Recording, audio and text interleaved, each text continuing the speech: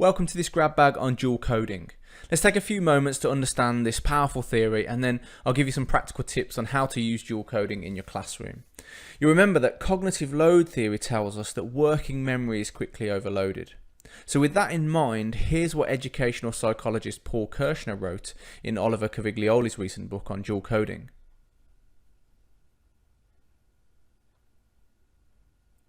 Well, what are those two different ways? Let's find out. Dual coding is a very simple concept that has a wide range of implications for how we present material during instruction, both in the classroom and in online teaching. Put simply, dual coding is what happens when information is presented to and processed by a learner in visual and verbal formats at the same time. Those are the two different ways Kirschner mentioned in the quotation I just shared. And as we've said, cognitive load theory tells us that working memory is a key limiting factor in our learning because it's quickly overloaded.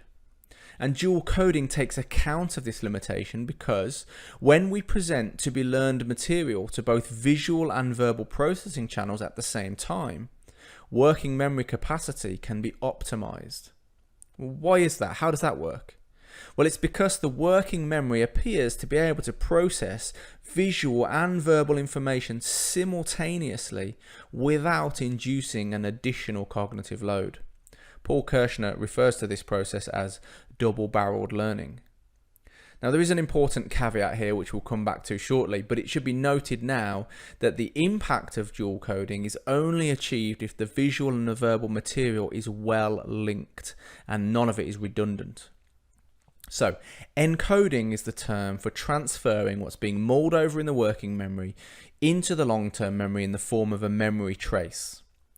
Dual coding theory also suggests that double encoded material leads to two memory traces, which are stored in long-term memory schema with, crucially, links and connections between those two memory traces. Now, there's a further reason for why dual coding is such a powerful approach. As far as simply remembering material that has been taught, here I've called it retention, there doesn't seem to be much advantage, maybe a small advantage, in using a dual coding approach, as material taught via the visual channel or taught by the verbal channel can be retained just as effectively as material taught with a dual coding approach. But here's the kicker. It appears that the links between the visual and the verbal, which only exist when the two are combined effectively, produce a surprising benefit. These links, or to give them their proper name, referential connections, appear to promote the capacity for transfer of that learning to new contexts.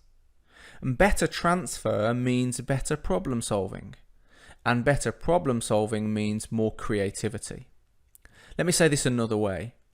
If you learned material via dual coding, that learning is more likely to enable you to be creative with the material you learned.